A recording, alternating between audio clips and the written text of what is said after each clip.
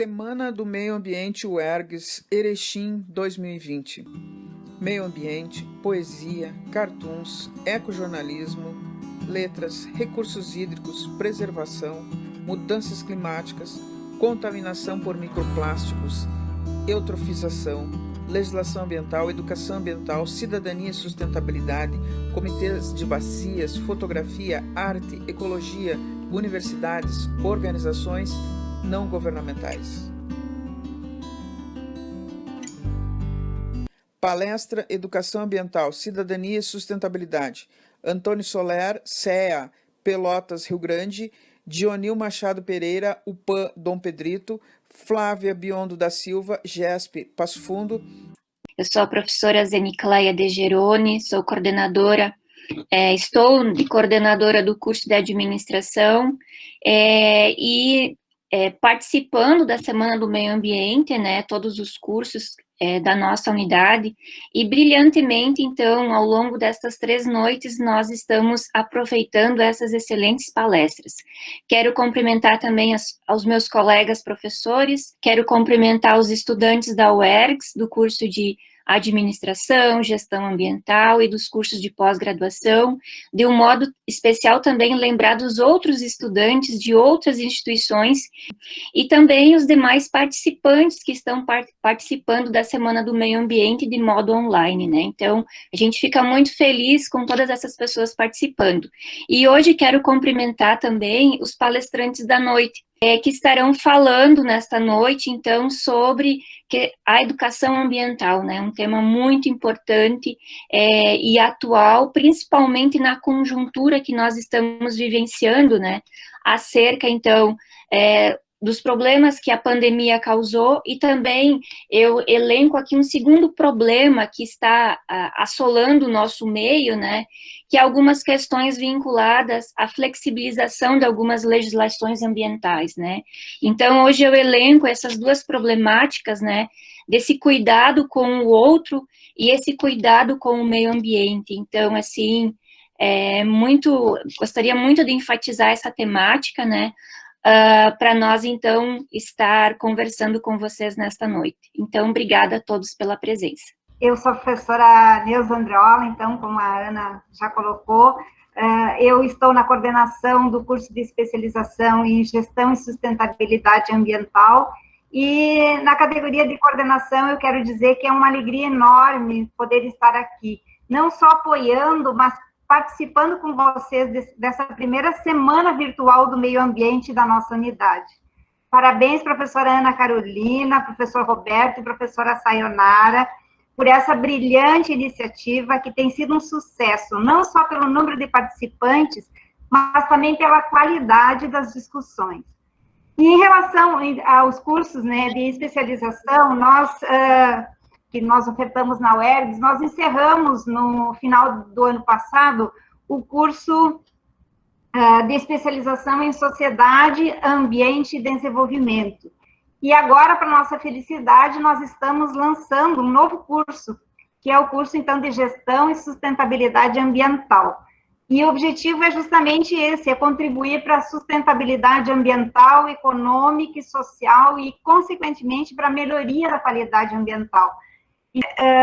Eu aproveito, então, a oportunidade, tanto aqueles nossos ex-alunos do outro curso de especialização que estão participando desse evento, e quanto os futuros também, né, os futuros especialistas desse novo curso que estão acompanhando também.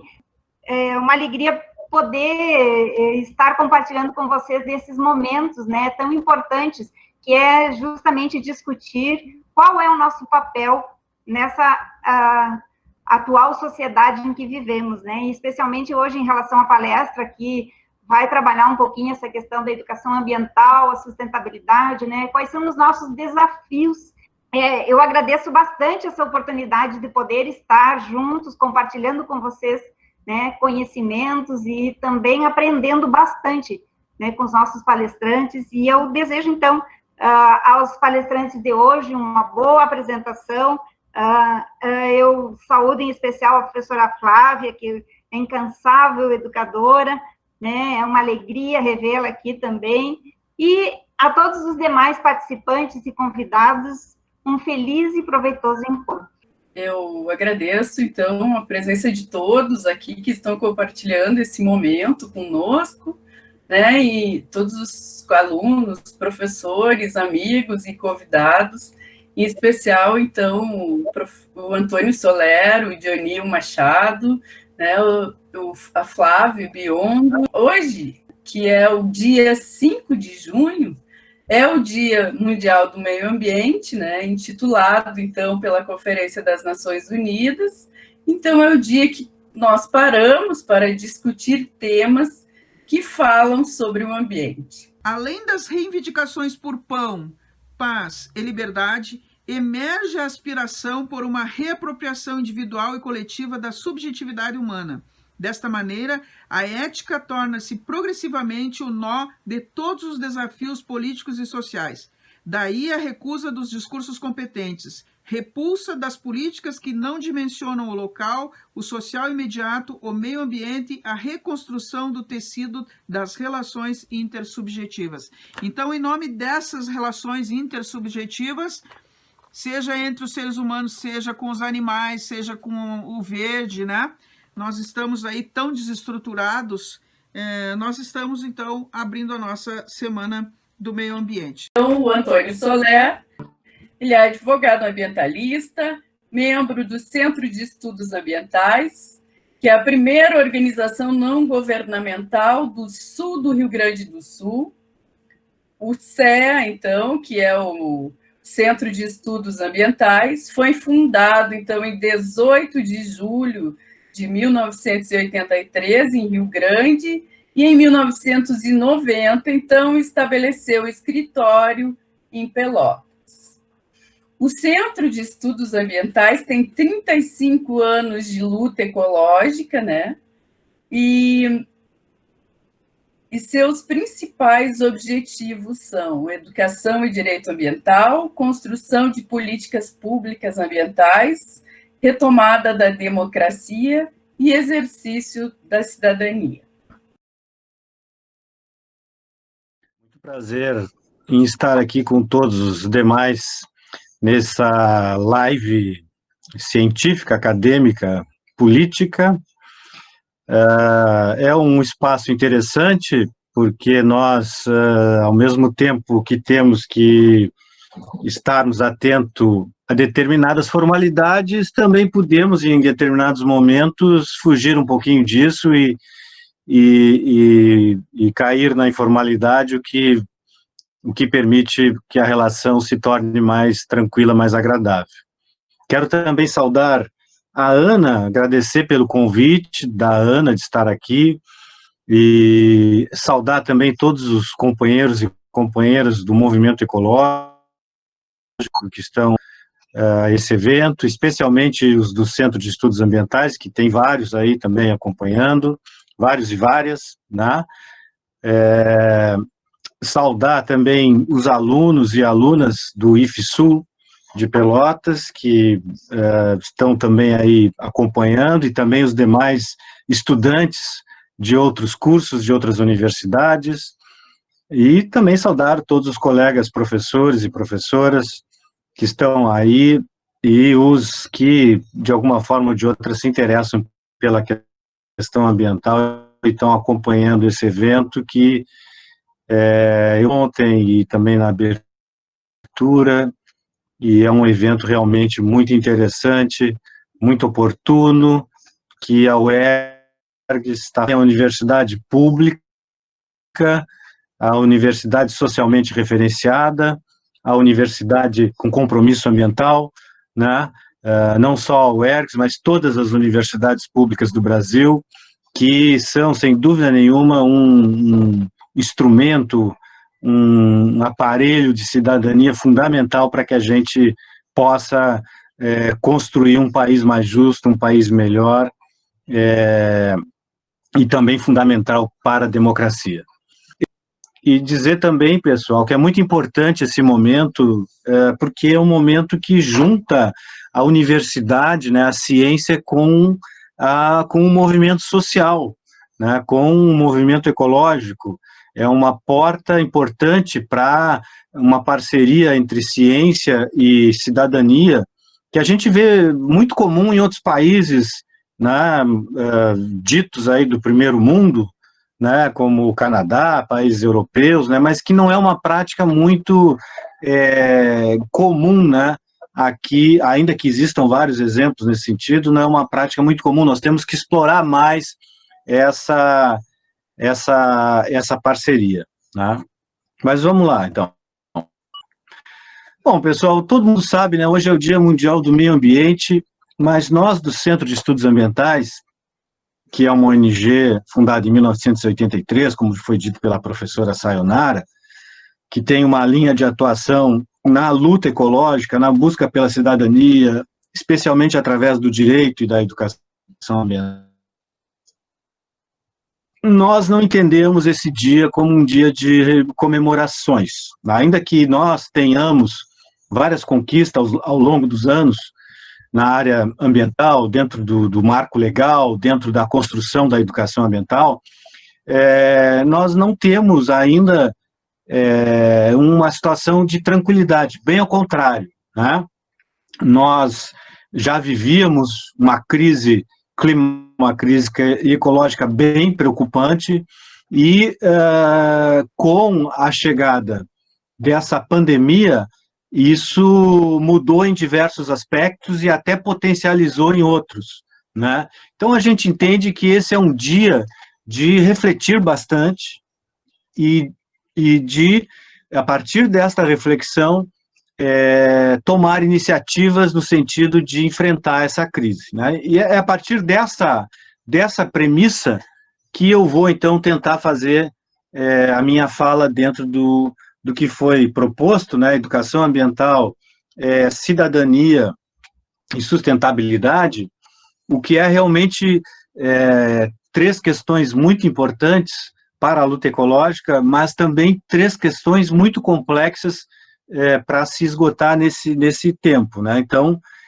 certamente eu vou talvez usar alguns conceitos, já peço desculpa aqui que eu não possa aprofundar num primeiro momento, mas depois, se for necessário, a gente pode fazer isso, né? Fazer um debate, fazer uma discussão, que eu acho que é assim que a gente cresce, assim que a gente evolui na troca de ideia, na troca de conhecimento, né? Bom, dificilmente alguns, ou a maioria, melhor dizendo, dificilmente a maioria planetária nega que nós tenhamos, ou que nós vivamos, ou que nós estejamos submetidos a uma crise ecológica, né? Até que, ainda que nós hoje em dia, lamentavelmente, a gente encontre na esfera governamental federal, notadamente, uma série de pessoas que ocupam cargos importantes e fundamentais para a República, defendendo ao contrário, né?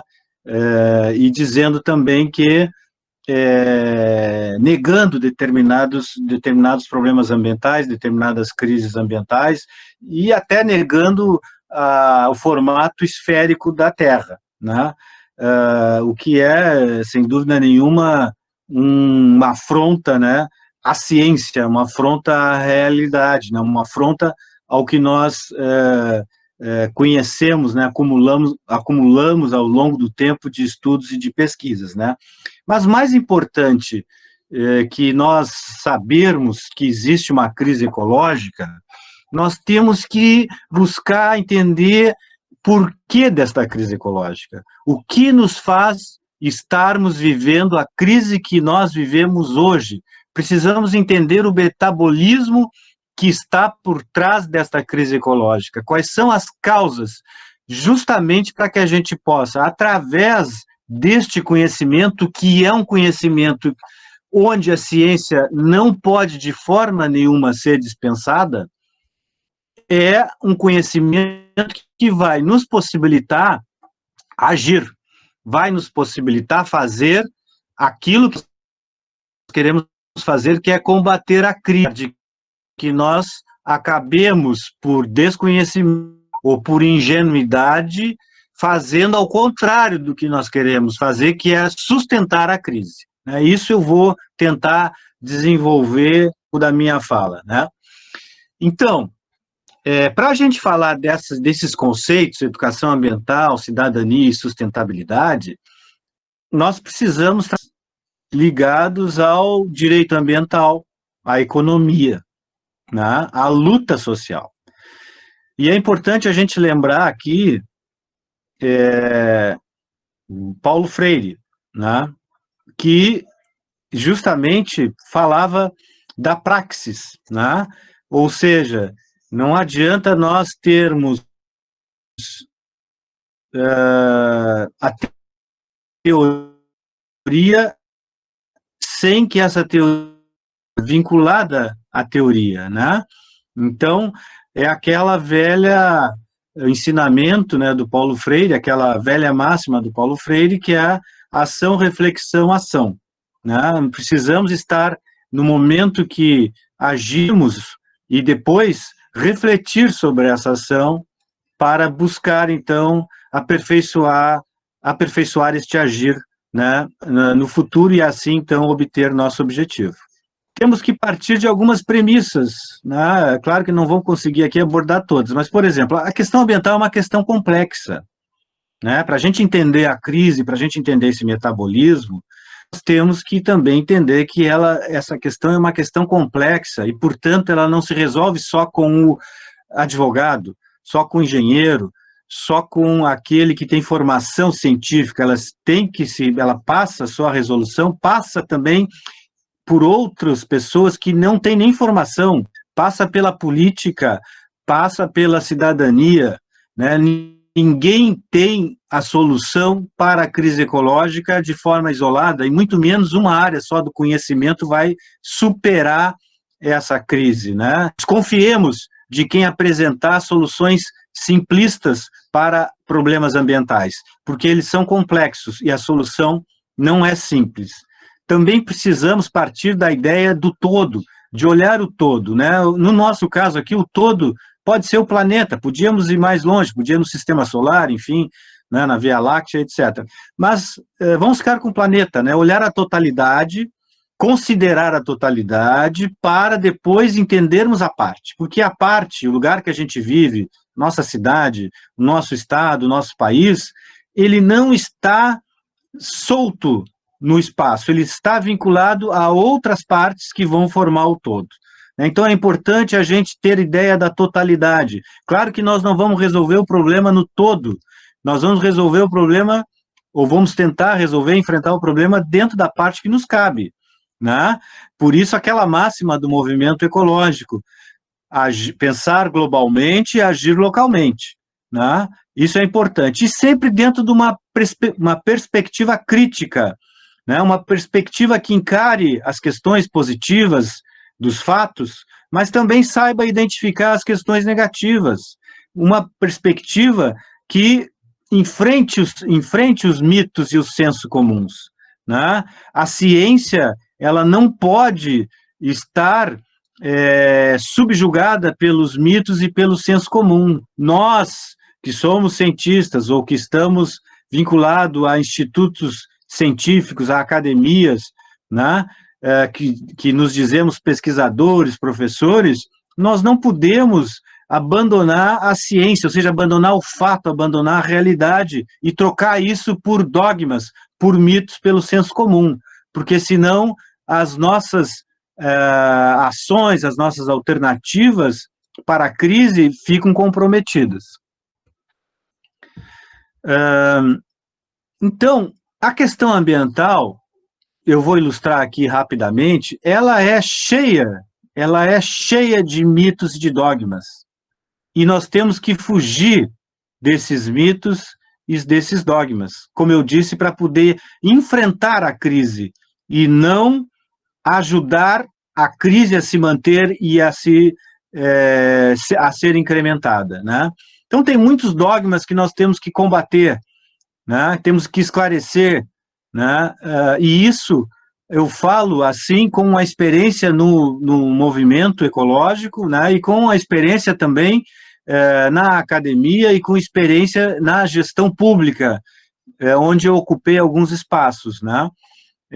E tem esse mito aí que nós já estamos combatendo há um certo tempo, mas ele ainda persiste, a ideia de que a natureza é infinita, de que nós podemos tirar e ter uma relação com a natureza de uma forma como ela fosse infinita, né? E a gente sabe que isso não é verdade.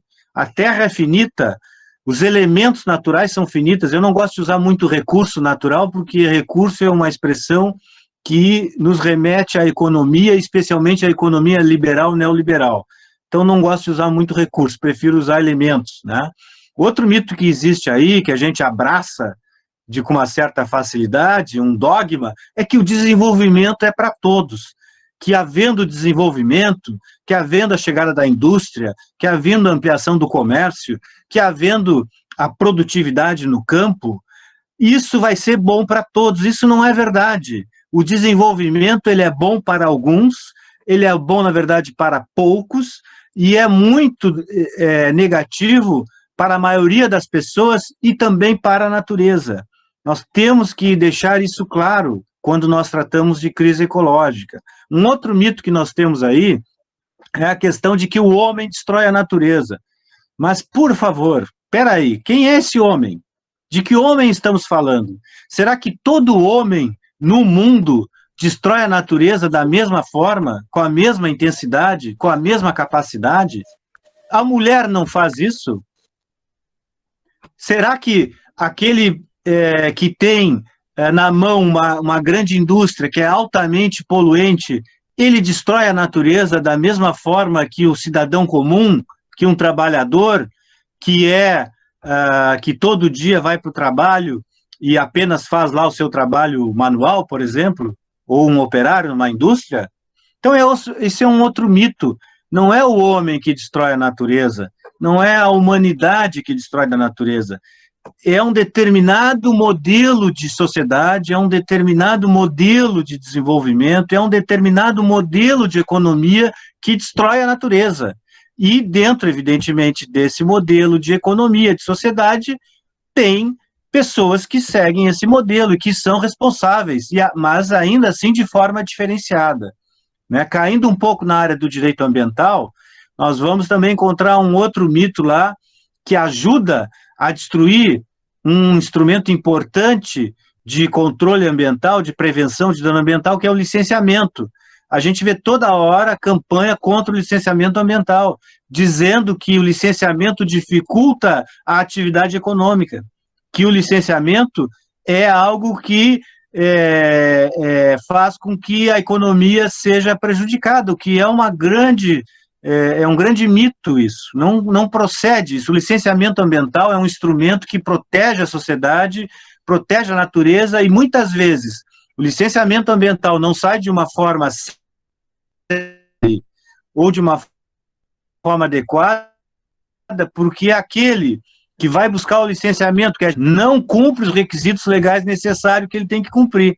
Aliás, empreendedor é outro eufemismo que a gente encontra no linguagem envolvendo a educação e direito ambiental. O empreendedor, no início do direito ambiental brasileiro, lá pelos anos 70, 80, o empreendedor não tinha essa designação. O empreendedor passou a ter essa designação a partir do momento em que a legislação ambiental brasileira passou a ser escrita por aqueles que se vinculam a uma ideia liberal, uma ideia neoliberal.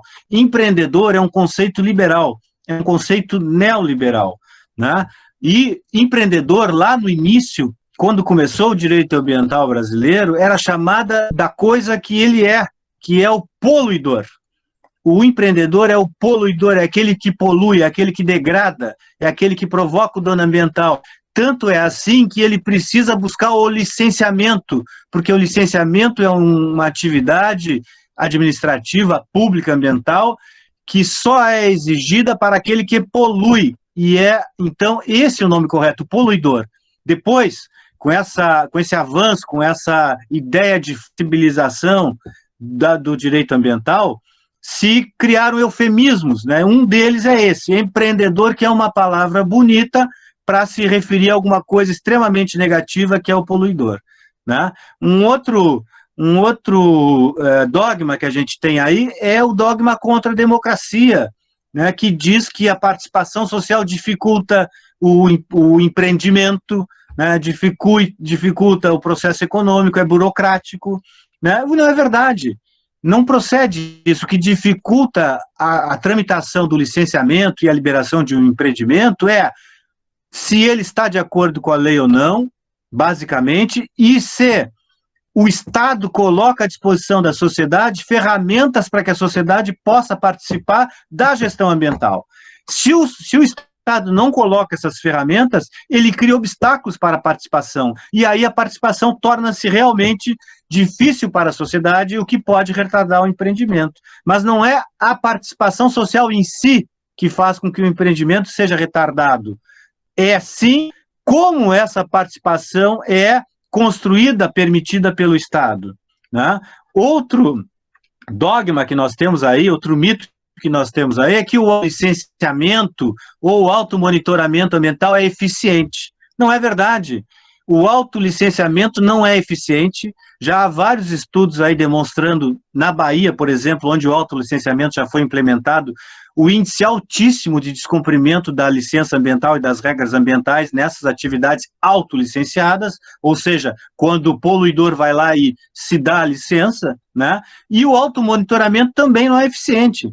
Em Rio Grande, por exemplo, que é uma cidade marcada pela poluição atmosférica, se estabeleceu lá o automonitoramento, ou seja, o poluidor se fiscaliza, se monitora. E recentemente foi descoberto também uma rede de fraude, de fraudadores, de empresas que prestavam serviços, de empresas de consultoria que prestavam serviço às empresas poluidoras de ar para fraudar os índices de poluição do ar que esse automonitoramento produzia, né? Então, isto também, evidentemente, não pode dar certo, né? Porque aquele que pratica o ilícito ou aquele que deve ser fiscalizado, se fiscalizar, é como se diz aí na linguagem popular, deixar a raposa cuidar do galinheiro, né? Buenas. Mais sim. uns 10 minutinhos. Uns 10 minutinhos, não. Pode começar a te preparar para concluir aí. Tá, eu não entendi quantos minutos faltam? Não, já passou, na verdade, mas como a gente começou meio atrasado e tivemos alguns problemas técnicos, pode encaminhar para o encerramento, porque depois a gente vai devolver a palavra para vocês. Tá. Buenas. Estamos aqui falando, então, agora de outro aspecto aí da proposta, que a cidadania, ela não acontece sem luta ambiental, sem luta social. Então, as leis ambientais, e é isso que eu quero deixar claro, elas não foram uma dádiva que caiu do céu, nem foi uma dádiva do governo, dos estados, do poder público. Elas foram construídas na luta ecológica, como o caso do artigo 225 da Constituição Federal, que é importantíssimo para a luta ecológica, né? Sobre a questão da sustentabilidade, queria registrar aqui que nós vivemos, evidentemente, num modelo de sociedade, de economia, que é altamente destrutiva da natureza, né? E é uma contradição também, porque se a Terra é finita, nós não podemos ter um modelo de sociedade, de economia, que prega o crescimento e o desenvolvimento sem limites, que prega o acúmulo de capital, que prega o lucro desenfreado, né? E, claro que tem vários estudos que demonstram essa insustentabilidade dessa economia, né? Vários autores que sustentam isso, eu até trouxe uns livros aqui para sugerir depois, para quem quiser aprofundar o estudo, né? Mas aqui, rapidamente, só quero mostrar aqui um dado importante, que é o dia de sobrecarga de cada país, que é aquele dia onde cada país consome os elementos naturais, além daquilo que o seu território possibilita. né? Existe um dia de sobrecarga da Terra e existe um dia de sobrecarga de cada país. Um dos primeiros países a entrarem, a passarem o seu dia de sobrecarga, por exemplo, é os Estados Unidos, que é o referencial desse modelo hegemônico de economia e de sociedade, que é a sociedade capitalista, que passou lá a sua sobrecarga no dia 15 de março, bem ali no começo das referências ali, olhando em sentido horário, né? O Brasil vai aparecer um pouquinho depois das 6 horas ali, no dia 31 de julho, no ano passado, isso, 2019, né? E vocês vão ver ali, um dos últimos países a atingirem a sobrecarga, ou seja, superar os elementos naturais necessários para a sua sobrevivência dentro do seu território, é Cuba, que atinge ali sua sobrecarga em 11 de dezembro. Mas tudo isso é possível, essa cultura do crescer, do desenvolver, do acumular, do lucro, do egoísmo, né, da não solidariedade, da exploração da natureza, só é possível porque a gente vive uma cultura de antropocentrismo, onde a terra, onde a natureza só tem valor se ela tiver uma utilidade para o homem, né? E não é todo homem, é o homem que tem dinheiro, é o rico, né? E também a mulher aí está em segundo plano nesse uso dos elementos naturais, né? E é uma ideia de relação com a terra, onde a terra deve ser dominada, onde a natureza deve ter um valor, se ela não tem valor, ela não serve para a humanidade, né? E a natureza está fora do contrato social, isso é fora do contrato social, não tem direitos, né? E aí, para encerrar, tem essa lâmina e mais uma, que eu já vou rapidamente falar sobre as duas, dizer que nós temos que sair dessa pandemia de uma outra forma, de uma forma diferente da que a gente entrou, mas não quer dizer que a gente vai sair, a gente pode sair de uma forma bem pior do que a gente entrou, né? Não devemos voltar ao normal porque o normal é o problema, né? E aí tem várias ideias já surgindo agora e surgindo antes, como o Green Recovery, que é a recuperação verde, né? Que tem a ver com esse Green New Deal, que é defendido por uma série de teóricos e militantes ecológicos, né, que é uma proposta de transformar radicalmente a nossa matriz energética, né, mudando essa forma de emissão de gases do efeito estufa, né, e garantindo, por exemplo, acesso universal à saúde, né. E tem outras propostas que já existiam, como o decrescimento, que a Ana até falou esses dias, aliás, amanhã é o Dia Global do Decrescimento, dia 6, quem tiver interesse acompanha as redes sociais, né? Tem a luta das cestas para o futuro, Greta, né? E nós não podemos sair dessa sem aprofundar a democracia, precisamos fortalecer a democracia direta, a democracia indireta, os colegiados ambientais, os mecanismos de sociedade, não fazer essa tal flexibilização. Na verdade, a flexibilização do direito ambiental, da lei ambiental, é uma retirada de direitos ambientais, é um ataque ao artigo 225 da Constituição Federal, como, por exemplo, o nosso, entre aspas, novo Código Ambiental do Estado do Rio Grande do Sul, aprovado esse ano de forma relâmpago na Assembleia Legislativa do Rio Grande do Sul, sancionado pelo governador do Estado, depois podemos voltar a esse debate, né, que, entre outros retrocessos inaceitáveis para o direito ambiental, revogou a nossa lei estadual de acesso à informação que nós tínhamos como garantia de instrumento de participação da sociedade civil no debate ambiental. Esses aí são os livros que eu queria sugerir, se alguém quiser depois se aprofundar. Luiz Marx, Capitalismo e Colapso Ambiental, o Pequeno Tratado do Decrescimento Sereno, do Sérgio Latoche, e também o da Naomi Klein, Não Basta Dizer Não, Resistir à Nova Política de Choque e Conquistar o Mundo do Qual Precisamos. Era isso que eu queria dizer rapidamente. Evidentemente, alguns conceitos tive que passar de uma forma não tão desejada, né? E também dizer que estou aí à disposição para a gente fazer o debate, fazer a troca de ideias, que é importante para que todos nós cresçamos juntos, né? E entendamos a crise para que nós possamos, ciência, sociedade civil, movimento ecológico, lutar contra essa crise e não ajudar a aprofundá-la. Muito obrigado. Apresenta o Luiz Arthur aí, Antônio Soler, por favor. Luiz Arthur é militante muito ativo e antigo também, apesar de ser um cara jovem, da questão ecológica, e atualmente ele é vice ou subsecretário de Meio Ambiente da cidade de Rio Grande.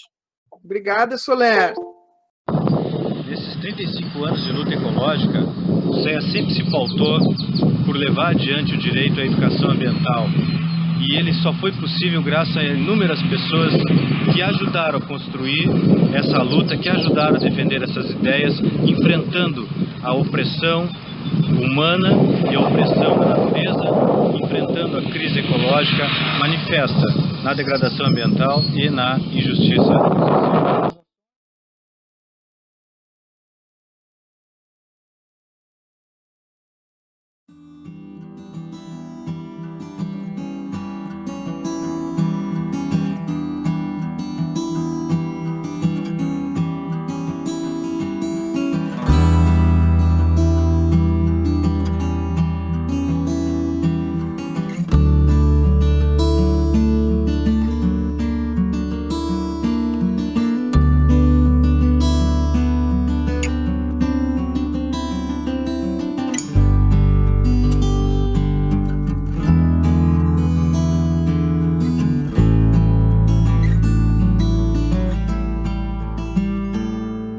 Eu queria pedir para o pessoal abrir as câmeras.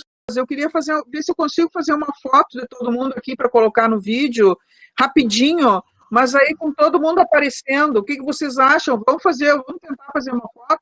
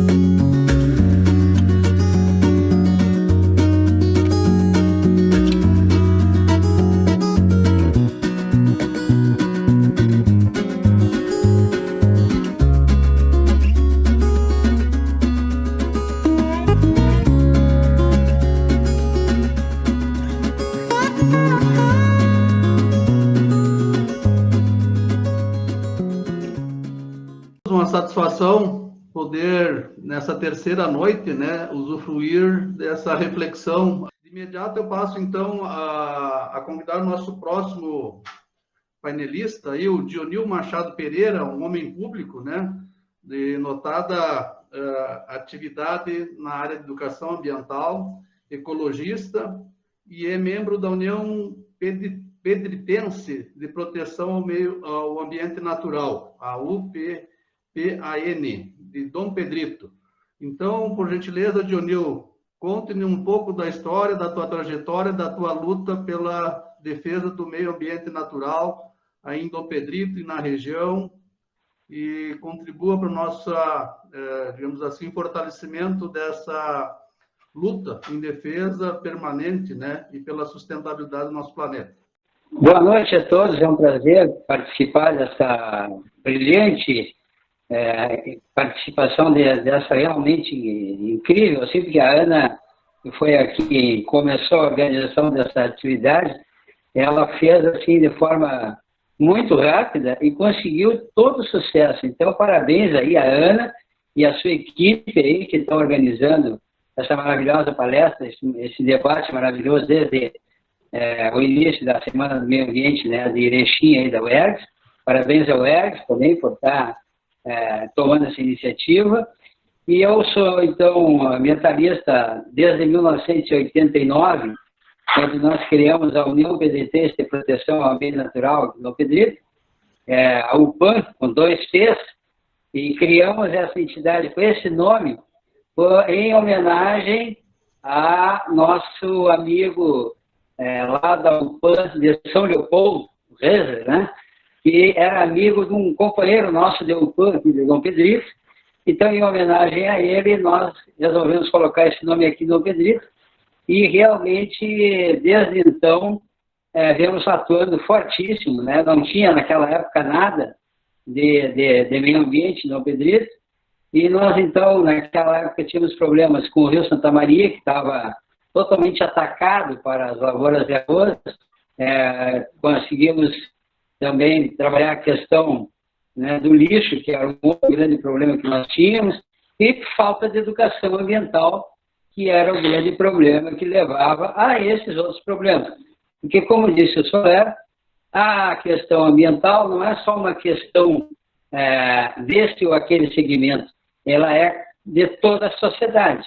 E nós, aqui em Dom Pedrito, na época, tínhamos esses problemas, né? E aí, fizemos, então, a partir daí, um trabalho. Inicialmente, tivemos um companheiro nosso, o seu Tomás Silveira, ele era o secretário de Agricultura do município. Nós pedimos a ele era da UPAM, pedimos a ele, então, que chamasse o IBAMA, a FEPAM, enfim, para que abrisse aqueles atacados, porque o rio estava todo atacado. A cada proprietário de terra, ele atacava o rio na sua parte onde o rio passava, e o outro de baixo ficava com problemas de água. Então, era toda uma série de conflitos que nós tínhamos. E que, com a chegada, então, do IBAMA, da Polícia Federal, e abrindo aqueles atacados todos, fazendo com que o rio corresse novamente, houve um grande conflito naquele primeiro momento. E um dia, eu cheguei num local, e um agricultor chegou e disse assim: tia Janil, ainda bem que vocês apareceram, porque eu, pelo menos, alguns vizinhos meus ali, nós atacávamos o rio, porque o meu pai fazia assim, o meu avô fazia assim.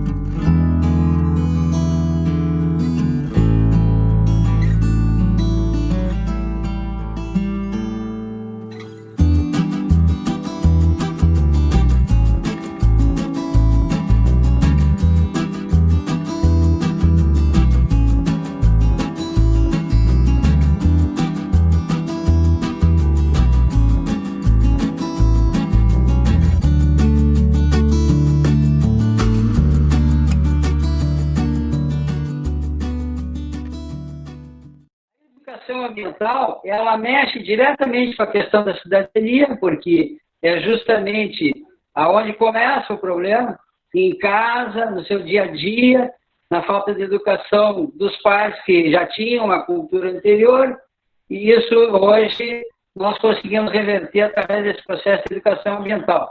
Por isso eu digo que a educação ambiental é fundamental para que nós tenhamos, então, a solução desses problemas do cotidiano, do dia a dia.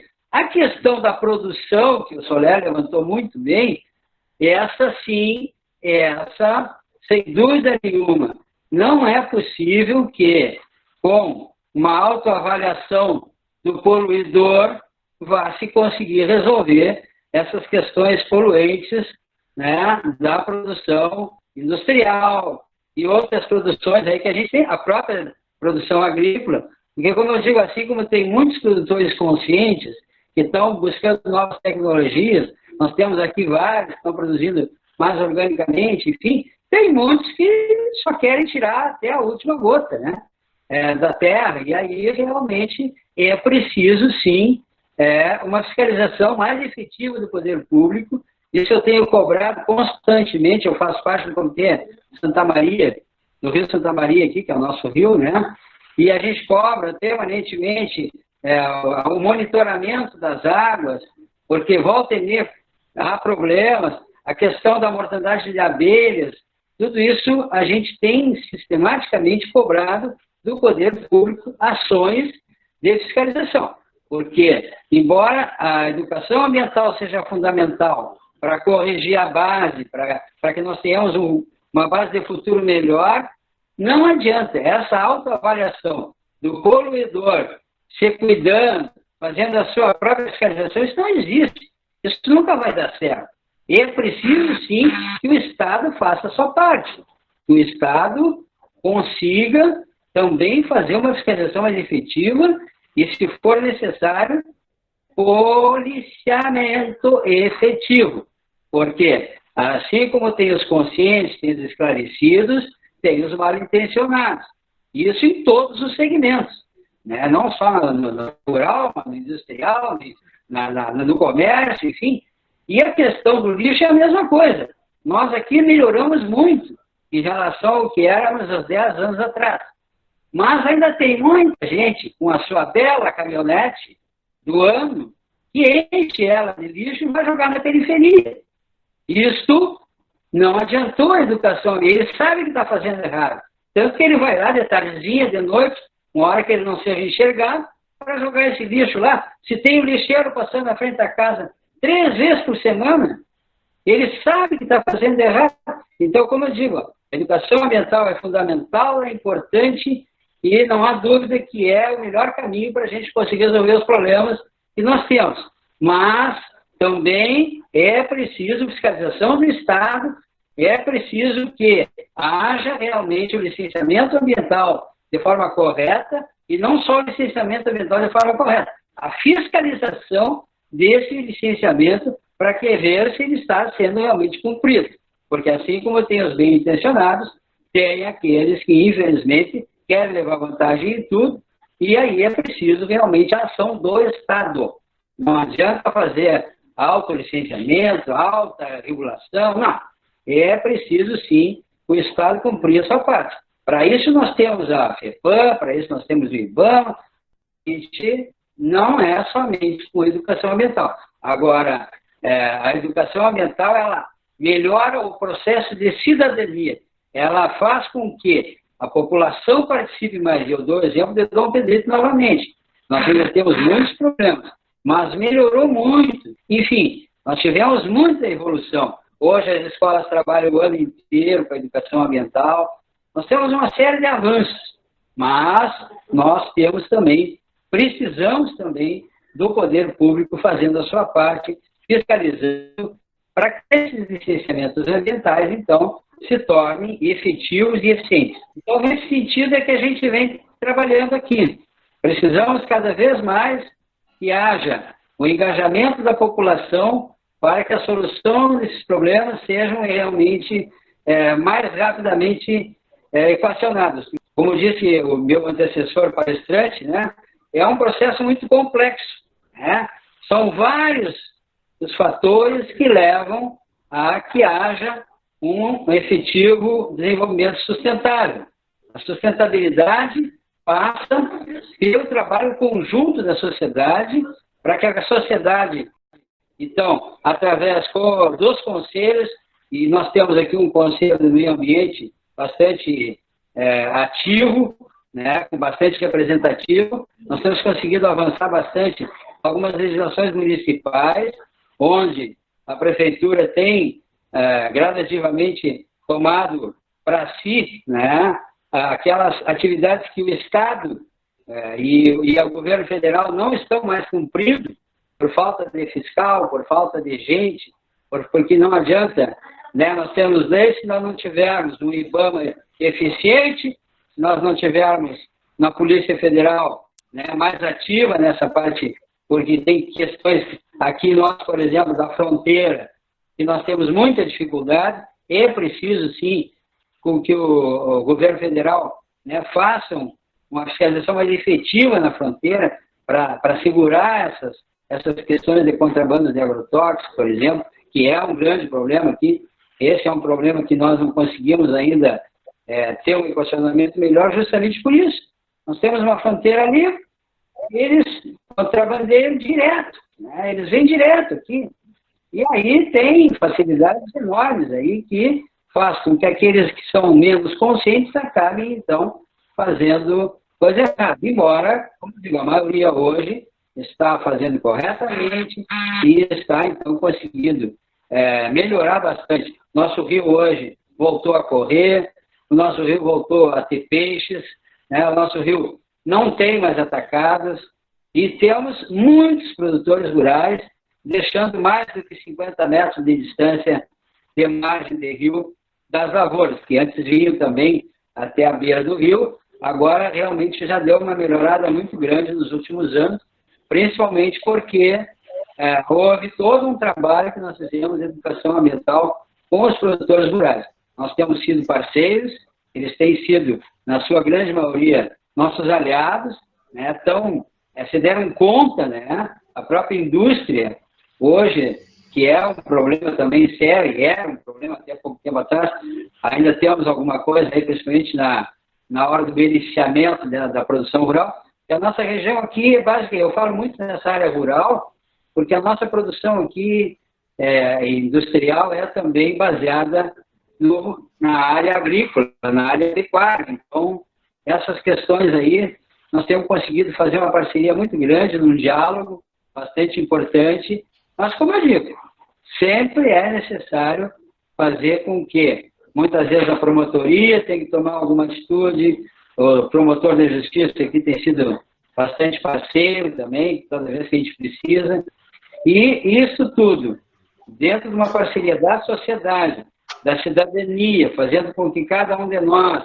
faça a sua parte, busque, né, junto ao seu vizinho, junto aos seus próprios empregados, enfim, dessa forma, usando a cidadania, usando a participação efetiva e consciente de cada um de nós, nós conseguiremos gradativamente, então, ir chegando nesse desenvolvimento sustentável que todos nós buscamos.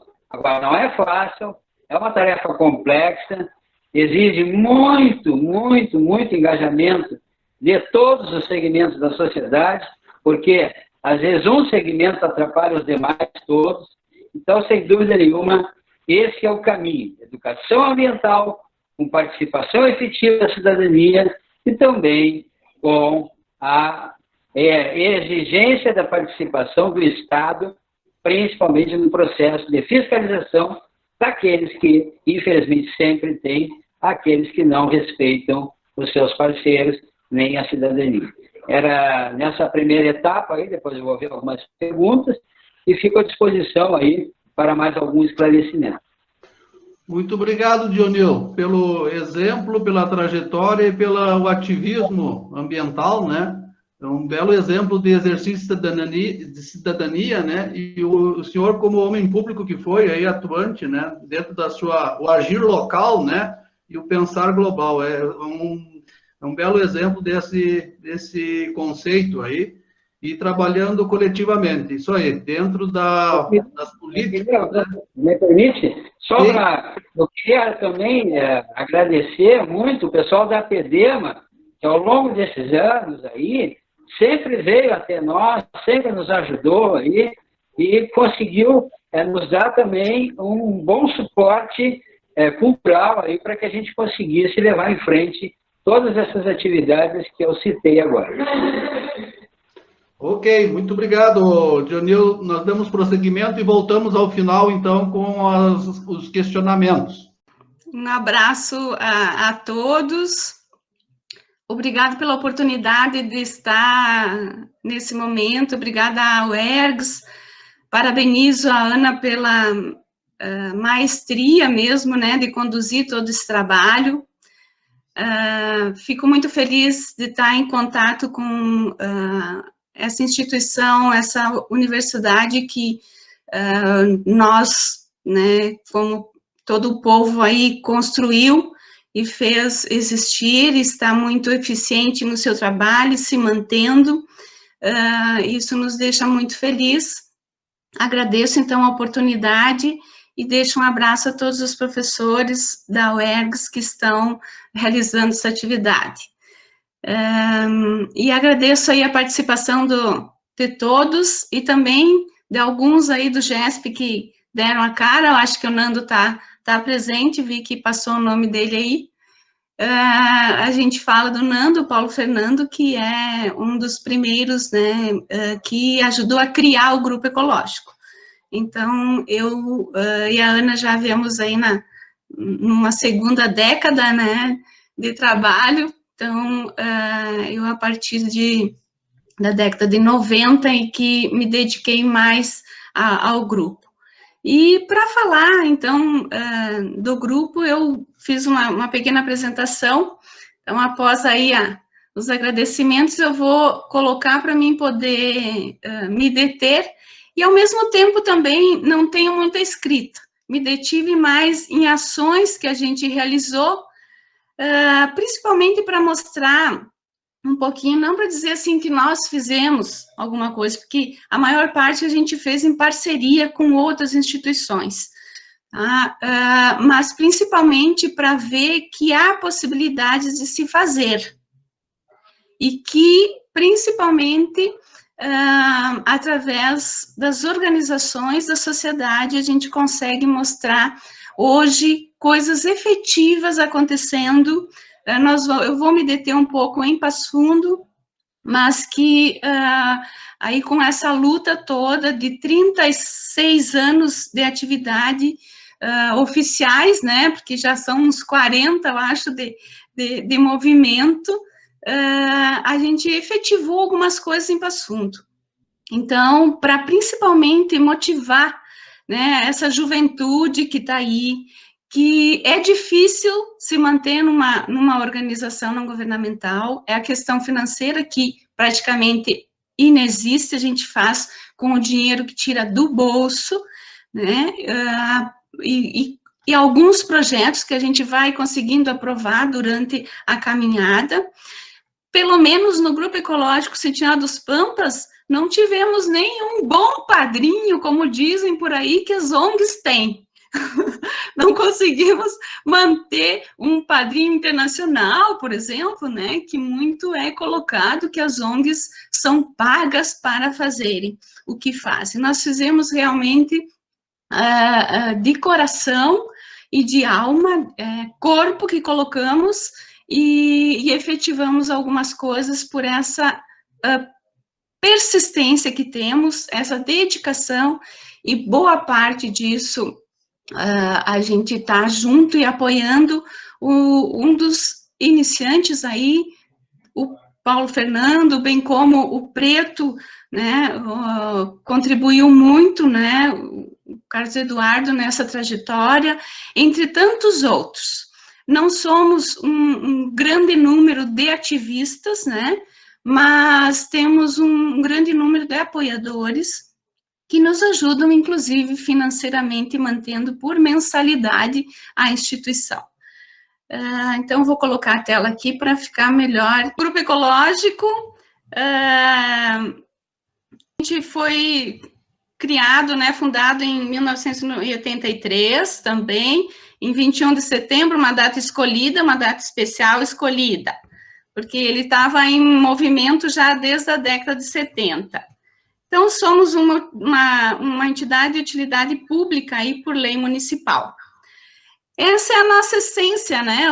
O quero, esse é o logo inicial que a gente teve do grupo, e escolhemos, então, o nosso símbolo, como sempre colocado, o Sentinela dos Pampas, e aí está, então, para todos verem o antigo logo, e hoje, então, a gente utiliza este, que também representa aí o sentinela. Sentinela que grita, que faz barulho, e que age, né? Não deixa chegar perto, mas principalmente age, tem ações locais com pertinência global. Essas são as nossas principais atuações, tá? Fórum representativos. Então, a gente participa de vários fóruns, de comitês, conselhos, nós temos também criada, aí junto com vários grupos ecológicos, entidades ambientais, a Agenda 21 local, então nós somos do Fórum da Agenda 21 local, e entre outros.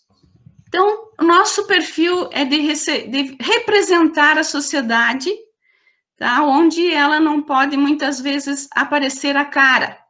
Então, nós recebemos muitas denúncias e encaminhamos para as soluções dos problemas ambientais que são denunciados.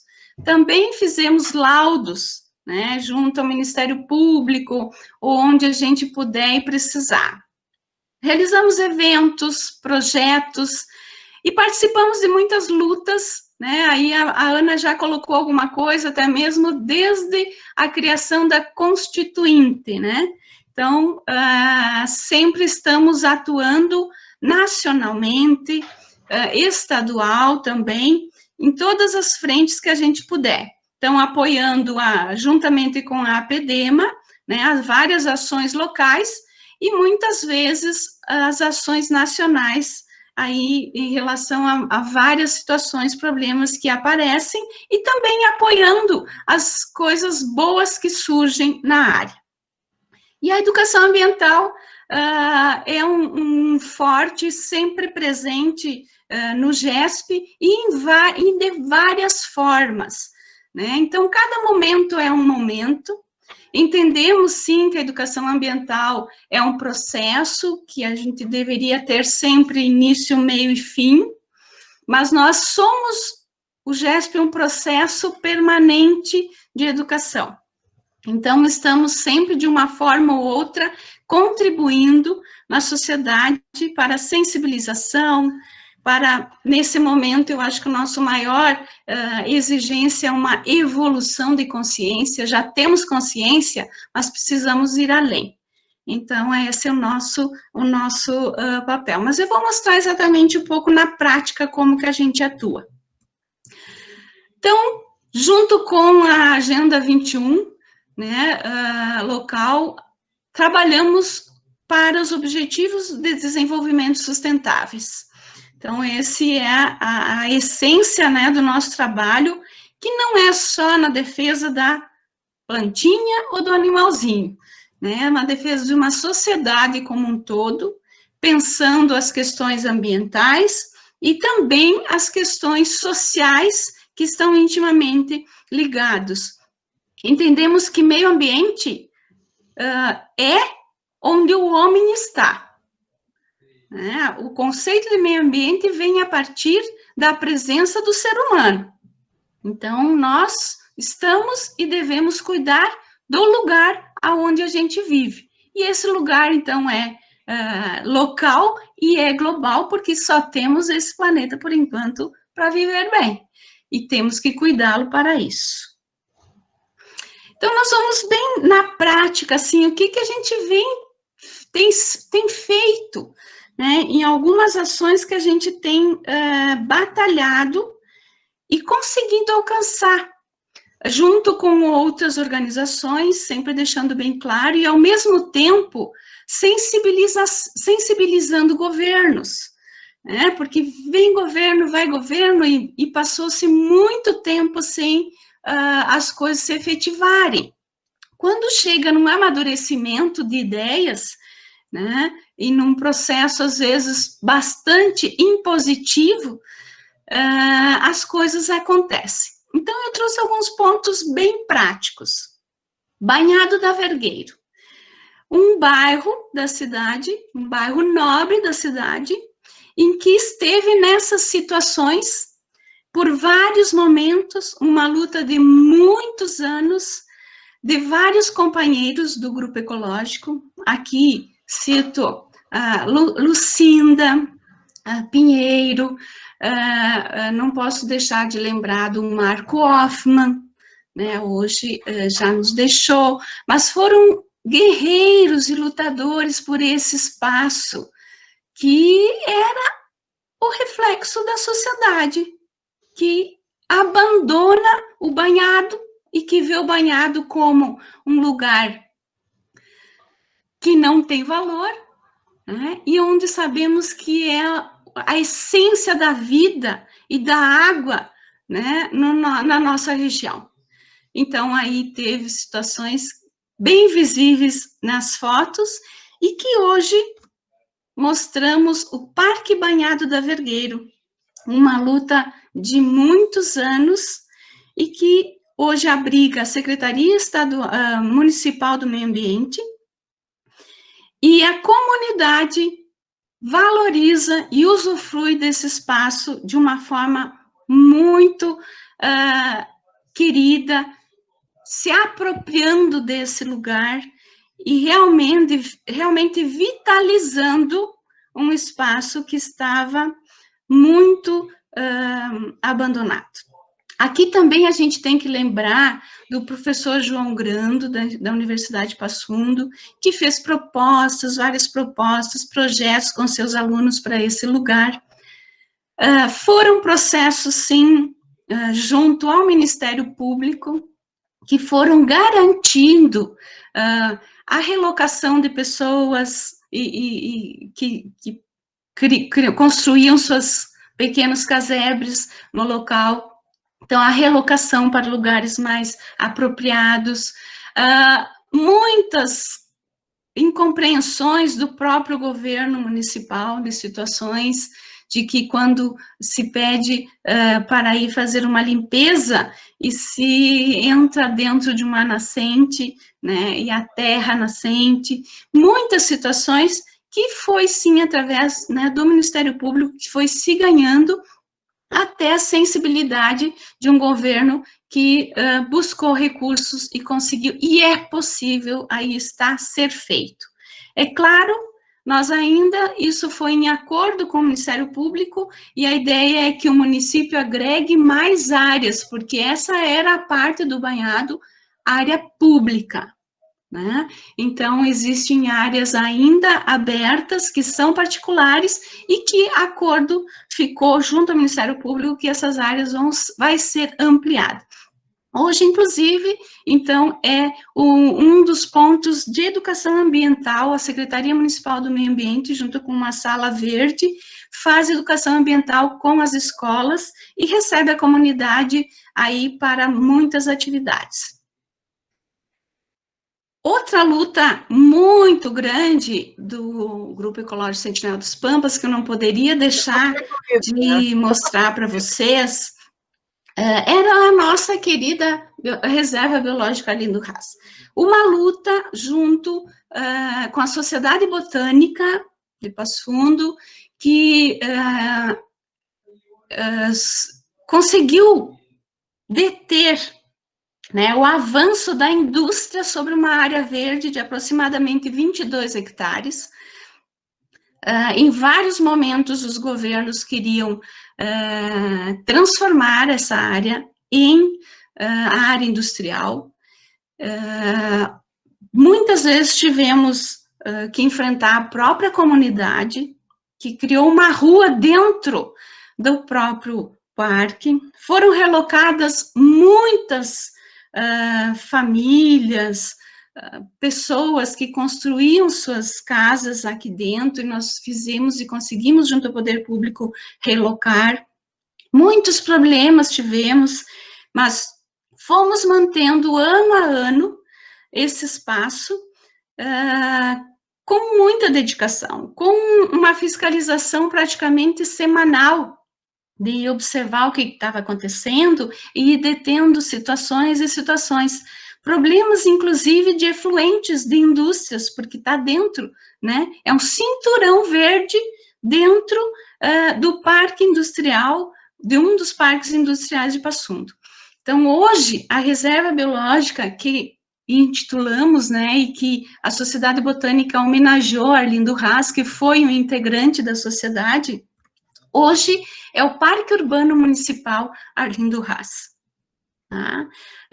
Não foi aberto ainda à comunidade, porque ia ser aberto agora no início do ano, mas, então, junto aí ao município, foi feito todo o plano de manejo, a ideia, né, foi mudado o nome, porque na época que a gente pensou num espaço realmente para ser protegido, então a reserva biológica tem mais restrições como unidade de conservação, e como ele está dentro da área urbana, então não foi possível transformá-lo numa unidade de conservação, mas ficou uma área verde municipal, como parque urbano, e que hoje as trilhas já estão prontas para receber a comunidade, e assim outras atividades na sequência provavelmente vão se instituir nesse espaço que é fantástico, um espaço dentro da área urbana que toda a comunidade pode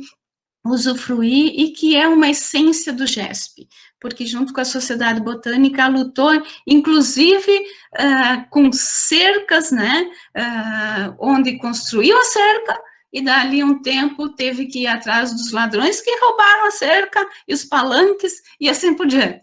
E assim é a luta que a gente se fez e faz, e hoje a gente com muita satisfação oferece, né, junto aí com o poder público, esse espaço pela luta que tivemos em protegê-lo. Nós mexemos também um pouquinho com o patrimônio cultural. Como entendemos que meio ambiente é onde o ser humano está,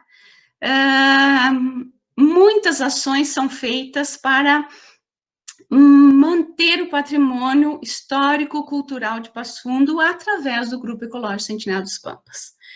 Infelizmente, nem tudo é feito por amor pelo governo, né? Então, a gente dá um empurrãozinho e entra com ações no Ministério Público para que seja detida, às vezes, muitas destruições do patrimônio histórico-cultural, como também exigindo a recuperação do patrimônio. Então, aí a gente tem o Teatro Municipal Múcio de Castro, mas não é diferente do espaço do Museu hoje Histórico Regional e Museu de Artes Visuais Ruth Schneider, ao lado, a sua manutenção, né, a sua recuperação e manutenção exigida por ações que o GESP fez junto ao Ministério Público. Então, hoje a gente tem o Teatro Municipal Múcio de Castro recuperado, restaurado, por iniciativa de recuperação, de investimento do município, mas com um apoio muito grande e insistência, né, de um complexo aí cultural, histórico importante, é um dos poucos, né, complexos com 3 espaços preservados no município de Passo Fundo, na cidade, que representa muito da nossa história, né? Então, a antiga intendência, também temos a Academia de Letras ao lado, onde também teve um processo todo importante, histórico aí, representativo, e o teatro, hoje muito bem, está muito bem restaurado e recuperado e apropriado para o uso, né, da comunidade. Mas a gente tem um pezinho, tem um dedinho do Grupo Ecológico que lutou junto com as pessoas e instituições que entenderam, né, a importância desse espaço. Esse é a frente do Centro Cultural aí, Roseli Doleski Preto, que envolve, atrás do museu, a sede do Grupo Ecológico Centenário dos Pampas. Onde já fica o convite aí para quem, quando for para Passo Fundo, nos visitar. Para não se demorar muito, né, sempre foi... Flávia, eu ia dizer, só pelo tempo, tá? Quanto? Não, vai fazendo o teu trabalho aí, mas dá uma aceleradinha um pouquinho pelo tempo Tá só, tempo bom. de chuva, tá? Certo. O tempo já foi, o tempo que tinha que ser já foi. Vou tentar, porque agora entrando na questão da água, vamos ver. Bom, o GESP também teve como sua essência a questão da água em Passo Fundo. junto com várias instituições, mas foi o primeiro, assim, a buscar reconhecer de onde vinha a água, aonde nascia, para onde ia, e hoje está aí, então, a barragem da Fazenda, que é na Fazenda da Brigada, um espaço onde é atravessada pela BR-285, e que foi uma luta constante do grupo, e hoje mantemos esse espaço junto com várias instituições, mas se tem esse espaço e essa água disponível, e não chegamos a fazer racionamento este ano, né, porque temos esses espaços mantidos, e aí com uma luta muito importante do Grupo Ecológico.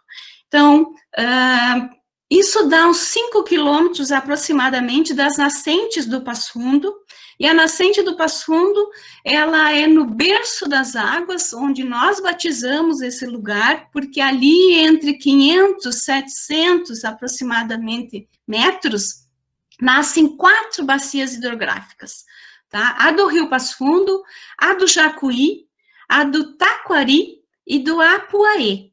Então, nós, com esse reconhecimento desses passos, lutamos muito, desde a questão do plano de desenvolvimento da cidade, sendo segurado para que não fosse para essa região leste, né, do município.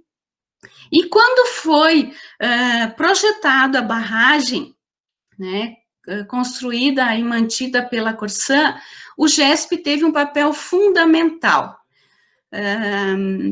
principalmente porque na época que foi construída, na década de 90, não existia regramento para barragens de contenção de água para abastecimento. E nós fomos munindo a FEPAM de ações, de situações em que envolvia esse local. E várias normas foram criadas a partir dessa barragem para a Corsã aplicar em outras. Então, desde a questão, foi segurado o fechamento dela até que fosse retirada a maior parte da vegetação que ficou e iria ser coberta pela água. Foram feitos também a questão da própria área de preservação permanente, que não tinha sido determinada, e a Corsã teve que fazer a compra dessa área incluída. A própria questão em relação à BR-285, não tinha sido feito nenhum projeto de contenção de qualquer produto que pudesse acontecer um acidente e cair para dentro da água, e nós ficarmos sem água, né, para abastecimento. E assim, várias ações que a gente foi fazendo e que hoje a gente consegue manter essa área para o uso de abastecimento da nossa cidade, juntamente com outro afluente do Rio Passo Fundo, que tem outra barragem, que é o Arroio Miranda.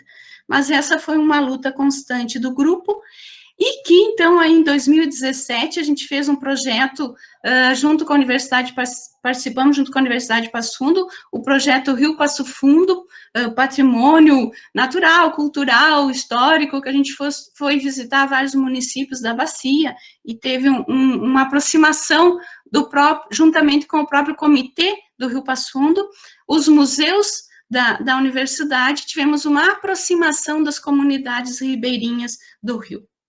Hoje, ou melhor dizendo, em maio deste ano, era essa a situação, da barragem do Rio Passo Fundo. Então, a gente está agradecendo muito esse dia do meio ambiente chuvoso, porque nós estamos, assim, realmente com uma situação bem complicada, e buscando água em outras bacias. Nós estamos pegando água do Rio Jacuí, da bacia do Jacuí, e também da Pedreira, que é um espaço que é uma reserva de água aí que não seria para abastecimento, mas que nesse momento a gente está usando. Então, esse verdinho todo aí também é uma luta, né, que a gente teve para manter e acompanhou aí a Corsã na recuperação da área de preservação permanente. E daí nós vamos aí um pouquinho mais longe. Eu trouxe uma imagem um pouco difícil, né? Porque o Google Earth, em 2000, tirava uma imagem muito difícil, né, de visualizar, mas nós temos aí a região da nascente do Rio Passo Fundo, a cabeceira do Rio Passo Fundo em 2000, então já vou seguindo, porque aqui em 2004, né, ali em 2000 tinha a construção da barragem, já estava fechando, estavam conseguindo, né, já estava o fechamento sendo ocorrido, e aqui está em 2004, então, a barragem. A partir daí, houve um processo de proteção das nascentes do Rio Passo Fundo, de recuperação do Rio Passo Fundo, onde o Grupo Ecológico, através do Ministério Público e várias instituições, o antigo DEFAP, o 3º Batalhão Ambiental, a PATRAN, foram essenciais para a gente conversar, acordar com os proprietários a importância dessa área para a proteção da água, né, para todos, para os que moram ali e também para todos os 200 mil habitantes que somos de Passo Fundo. Então, eu quis trazer essa visão, que aqui já tinha se iniciado um processo de recuperação das áreas de preservação permanente, com uma conversa muito íntima, né, a gente parabeniza os agricultores, porque decidiram, na sua grande maioria, a fazer a sua parte, era exigência da aplicação da lei, né, de área de preservação permanente. Mas vocês veem aí que tem várias situações complexas, difícil agora de explicar, né, online, onde estão, mas na sequência a gente vê, em 2019, né, as APPs bem definidas, e muitas ainda em recuperação. É claro que a gente tem que estar sempre, né, conversando e dialogando, mas uma área muito mais verde, inclusive na margem da barragem, próxima ao aeroporto, onde é a Fazenda da Brigada, uma área muito especial que pode aí trazer no futuro, a gente já tem sugestões para esses espaços. Então, essa região é extremamente importante para nós e, consequentemente, nós não só lutamos de uma forma que temos que chamar no Ministério Público ou temos que exigir do governo, da governabilidade, mas também a gente traz soluções, traz ideias, traz propostas. Esse espaço, então, está aqui, está a barragem da Fazenda, está a Nascentes, está a Fazenda da Brigada, e inclusive até a própria área da Universidade de Passo Fundo, da Embrapa, que fizeram também seus papéis, né, a sua lição de casa em recuperar áreas. Hoje a Universidade de Passo Fundo tem uma área de preservação permanente nas margens do Arroio Miranda. Então, ali são as duas áreas onde o Passo Fundo e bem à esquerda de vocês, aí provavelmente que estejam vendo, tem a barragem do Arroio Miranda. Então, nós chamamos isso tudo de Complexo Berço das Águas, que é um espaço que nós precisamos nos dedicar com muito carinho, porque hoje está conseguindo abastecer 200 mil habitantes de Passo Fundo, mas o amanhã a gente sabe que isso não será suficiente. Então, o pouco que a gente faz com que hoje ainda temos água na nossa torneira. E assim foi os processos de educação ambiental também, né? Esse de conversar, dialogar e exigir, muitas vezes, junto aos órgãos competentes, aí Ministério Público, Secretaria Municipal do Meio Ambiente, mas foi nossa essência na educação ambiental sempre.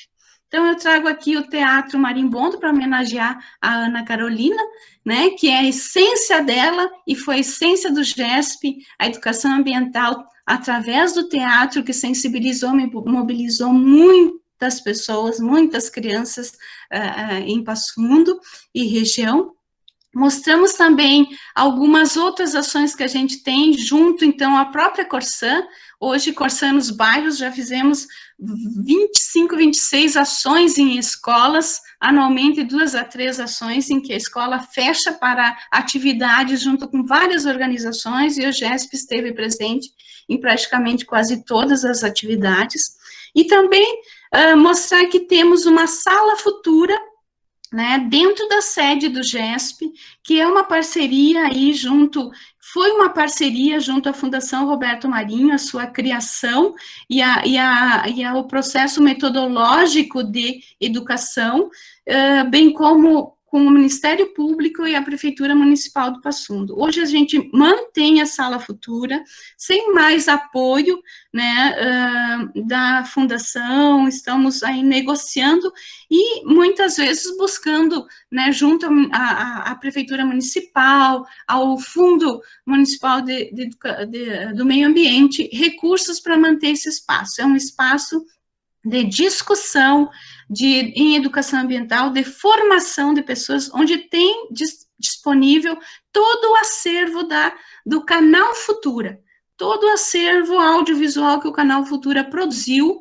até aí o ano passado, em educação e relacionado à educação, está disponível nesse espaço e aí a gente faz trabalhos com a comunidade. Não podemos deixar de mostrar e lembrar do projeto Navegar, que foi também um projeto extremamente interessante e importante, onde fez o percurso, em boa parte, né, do Rio Passo Fundo, até os seus Uruguai, indo lá para a Argentina, e também do Rio Jacuí, saindo de Passo Fundo e indo, né, até Porto Alegre, e seguindo, assim, até a laguna, né, e assim, chegando aí ao mar. Tive todo um processo de articulação com as comunidades ribeirinhas, que trouxe uma experiência, uma vivência incrível ao Grupo Ecológico Sentinela dos Pampas, ao Instituto Educacional Ceci Leite Costa, onde também foi percursor através do professor Antônio, que teve a ideia, e hoje ele está construindo, não mais... agora não vou lembrar o lugar, depois a Ana me ajuda. O Seival. Isso, construindo um Seival.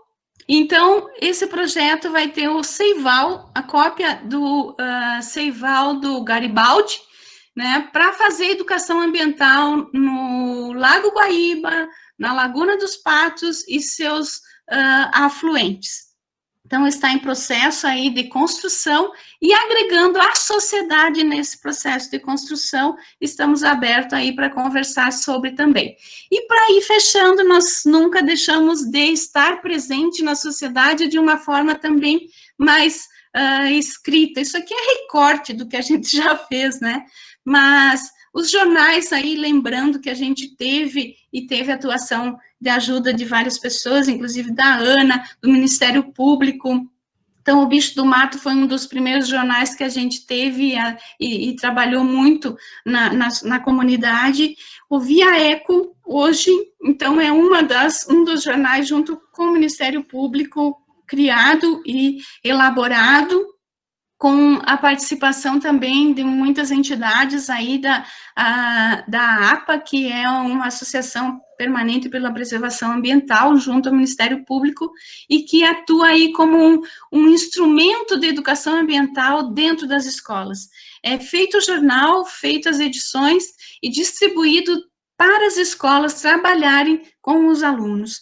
E uma das campanhas também importante que a gente não quer deixar de lembrar é Lixo Problema Seu, onde a gente fez todo um trabalho de receber denúncia da comunidade, onde tinha lixões irregulares, e junto à Secretaria Municipal do Meio Ambiente, Secretaria e outras secretarias municipais, fazer a limpeza desses locais e fazer, inclusive, né, autuações a quem fosse os responsáveis pelos mesmos. Então, foi uma campanha que ainda até hoje reflete que muita gente nos liga ainda fazendo essas denúncias.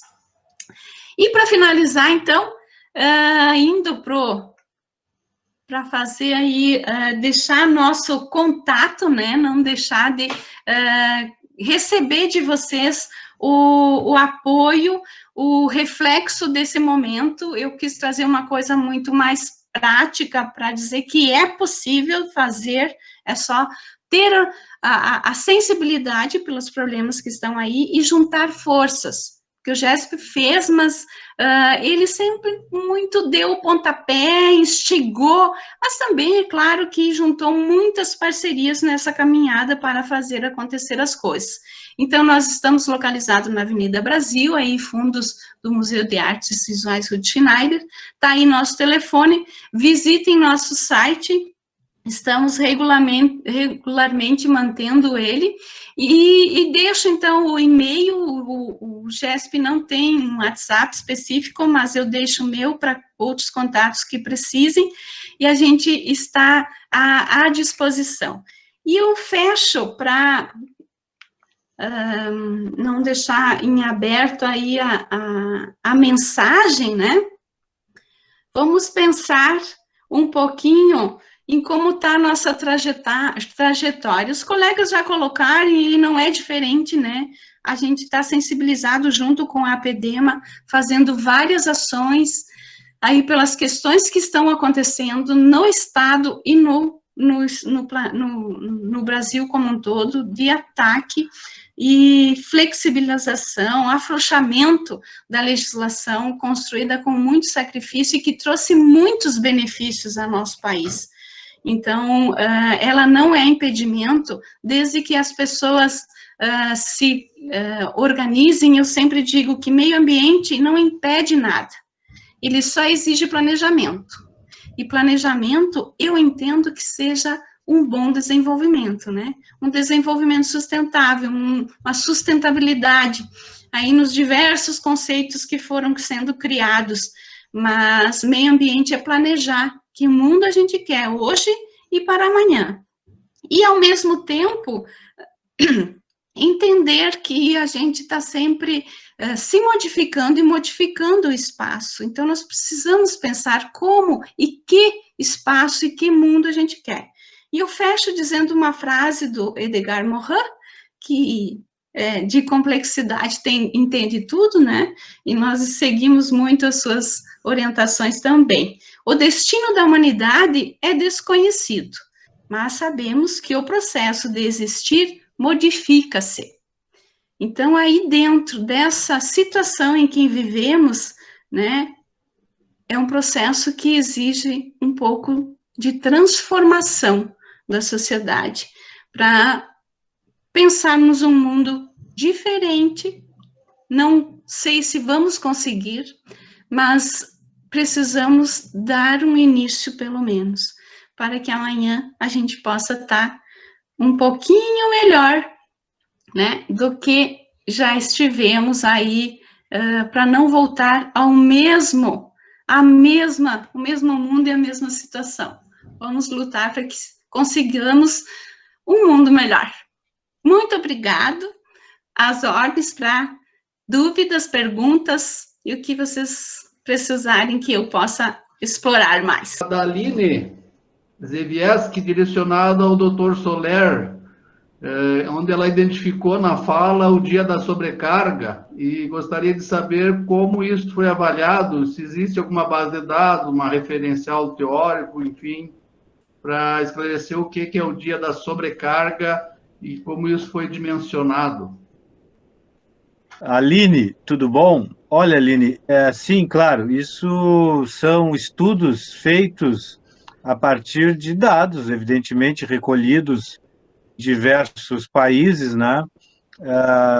Tem um conceito muito utilizado aí, um conceito matemático, né? Ele não explica tudo, como eu disse, precisamos de outros instrumentos, mas é o conceito da pegada ecológica, que é feito a partir de um levantamento do quanto de natureza, em termos gerais falando, né, é necessário para se manter um determinado estilo de vida. Pode ser de um país, pode ser de um estado, pode ser de uma cidade, pode ser de uma pessoa.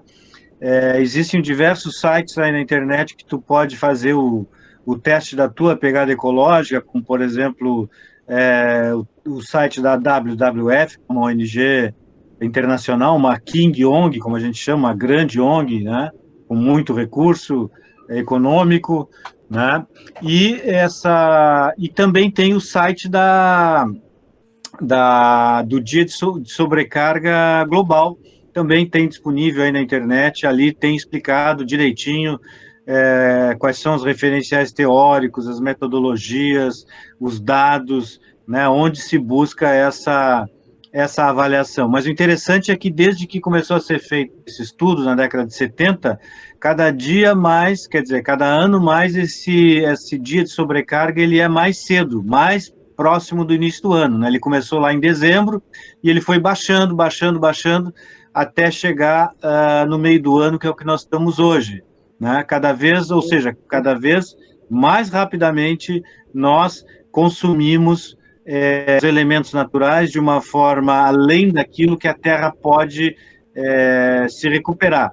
E eu quero dizer aqui, que não deu tempo de dizer na minha fala lá, que o consumo ele é produzido por quem, ou melhor dizendo, a poluição é produzida por quem consome. Existe um outro mito, que é o mito que a pobreza gera poluição. Isso não tem nenhum sentido, isso já foi desmontado cientificamente, né? O que gera poluição é o consumo, porque a poluição vem do consumo, da produção e do consumo. E quem consome? Quem consome é quem tem dinheiro para consumir, né? Então, a poluição é resultado de um processo econômico injusto, onde aqueles que têm mais dinheiro mais poluem e são aqueles que mais se aproveitam dos elementos naturais, enquanto que os que não têm recursos financeiros, acabam não só não consumindo, como acabam recebendo para si a carga da poluição, né? Os que têm dinheiro compram, os que não têm dinheiro reciclam, né? Então, é um consumo diferenciado, assim como o aproveitamento dos benefícios da natureza é diferenciado, é um consumo injusto. O próximo, não sei se ele está presente ainda, é o Rodrigo José de Paula. Eu gostaria de fazer aí, estender a vez do professor Soler, porque eu trabalho diretamente com barragens hidrelétricas e mineradoras, fazendo monitoramento, licenciamento, e hoje a gente tem enfrentado um grande problema que é aquilo que o empreendedor quer que nós façamos em termos de monitoramento e de compensação ambiental, e aquilo que é realmente certo e ético a se fazer. E até interessante que quem está entrando agora no mercado passa a entender, e eu queria a opinião do professor Soler, qual que deve ser a postura do profissional perante esse dilema. Tentar conciliar aquilo que o empreendedor quer que seja feito com aquilo que realmente deve ser feito.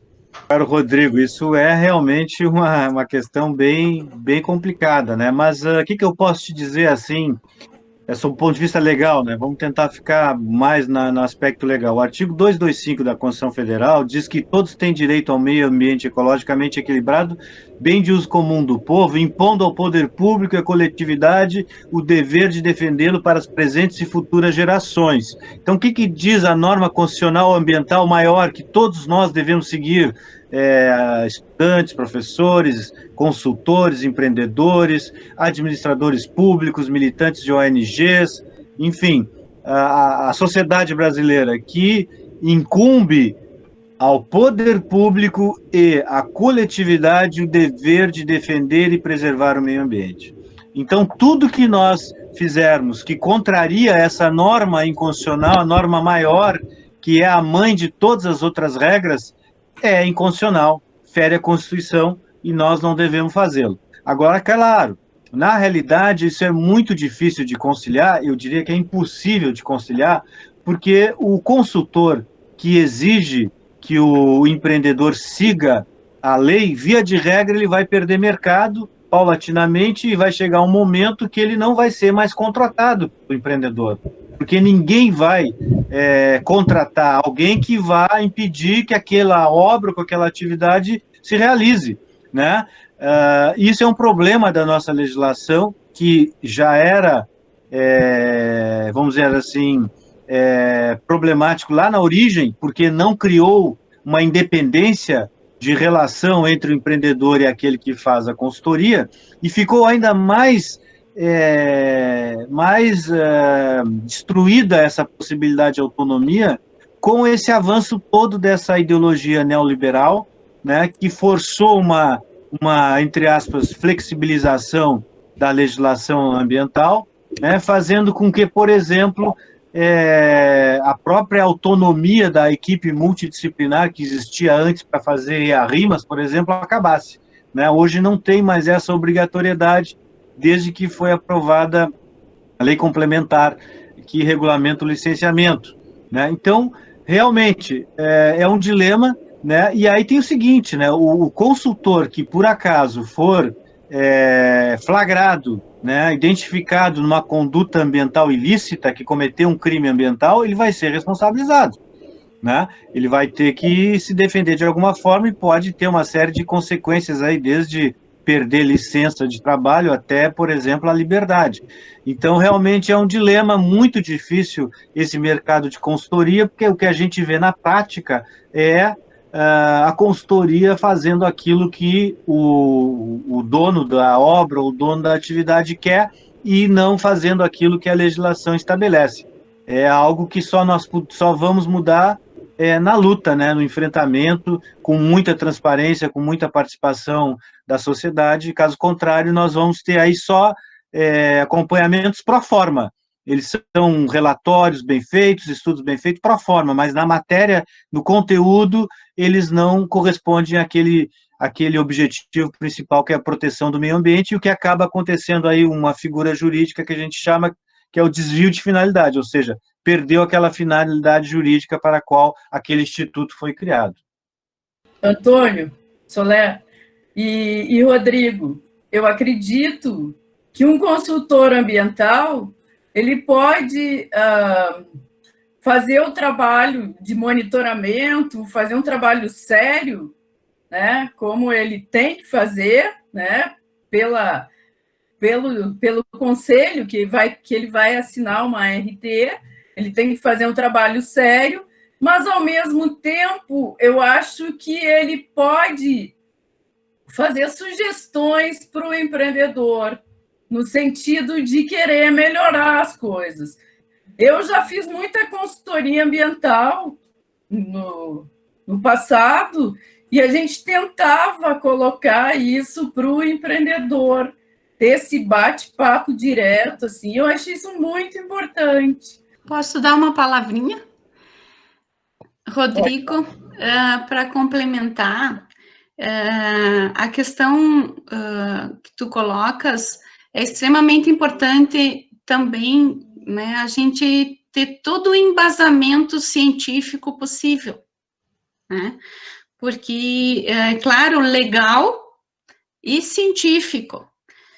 Exatamente como a Pro coloca, é possível se trabalhar, porque a legislação ambiental, eu vejo muito no sentido, assim, de que ela exige, mas ao mesmo tempo, ela dá aberturas de compensação, né, de minimização.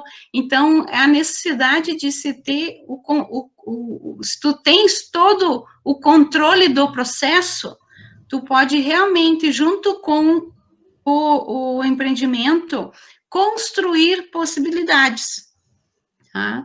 Construir possibilidades. É claro que cada consultoria é uma sensibilização também, né, de como aquele empreendimento pode ser sustentável.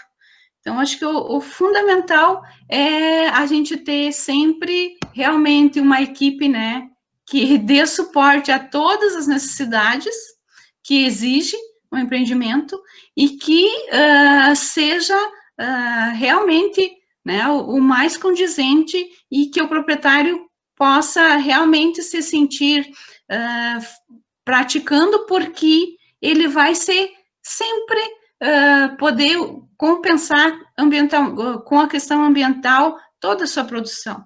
Então, hoje, esse entendimento é que a gente deve, pelo menos, tentar aplicar, né? Que a sustentabilidade é importante e que ele pode angariar com isso, sendo corretamente na questão ambiental. Então, Natália, eu peço a ti fazer o encerramento com o último questionamento. Eu, da gestão ambiental, queria saber, e sou fã do professor Antônio, e óbvio que esses 3 dias foram maravilhosos para o conhecimento de minha pessoa e acho que dos demais colegas. Eu queria que vocês deixassem para a gente, como alunos e futuros gestores ambientais. Hoje estamos comemorando o Dia do Meio Ambiente e o professor Antônio disse que não tem muito o que ser comemorado devido aos desmontes das leis sobre o meio ambiente. Eu queria que você, como palestrantes e atuantes, deixassem que tá assim, que a gente é um bebezinho começando, eu estou no 3º semestre recém, e é isso, eu queria que vocês nos motivassem a continuar nessa batalha que é defender e também tentar conciliar leis versus empresários e tudo mais. Pois é, Natália, esses eventos são importantes para a gente trocar energia e se fortalecer reciprocamente, né? Eu tentei demonstrar ali no final da minha fala que existem várias iniciativas sendo tomadas tentando frear esse cenário de crise, não só aqui no Brasil, como pelo mundo afora, né? E ele é possível de ser freado porque o cenário de crise, o modelo econômico hegemônico, destruidor da natureza, e a cultura antropocêntrica, que retroalimentam-se, tanto o modelo econômico como a cultura antropocêntrica, eles são criações culturais, eles são criações da humanidade. Então, se nós criamos isso, nós podemos desfazer ainda estamos numa possibilidade de desfazer. Por exemplo, com relação ao clima, o painel intergovernamental de mudanças climáticas aí da ONU estima que nós temos menos de 20 anos, ou em torno de 20 anos, para mudar a matriz energética e atender os acordos, as metas, para evitar a mudança climática de uma forma incontrolável, né? O mesmo acontece com a Amazônia. Tem pesquisadores que dizem que nós estamos próximos do ponto de não volta no desmatamento. Mas, enfim, ainda é possível mudar isso. Mas como que se muda isso? Bom, como eu disse, na nossa avaliação do Centro de Estudos Ambientais, se muda entendendo esse metabolismo de destruição. Se muda entendendo a causa, entendendo a cultura que passa pelo modelo de economia hegemônico e que passa pela ideia antropocêntrica, né? E isso se repercute, né? Tem repercussão nessas políticas todas que têm um grande espaço, que é a política neoliberal, né? A política neoliberal acha que o Estado deve ser pequeno, que tudo privatizado, e não é assim. A gente está vendo agora que, se tudo fosse privatizado, o problema da saúde teria sido muito maior do que ele é agora com a Covid-19, né?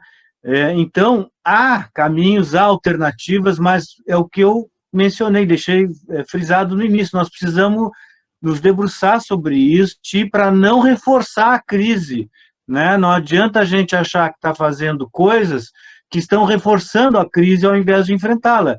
É isso que a educação ambiental, que é a proposta do painel, deve buscar, entender os processos e, mais do que saber que temos uma crise, é saber por que temos a crise, de onde ela vem e aonde vamos chegar.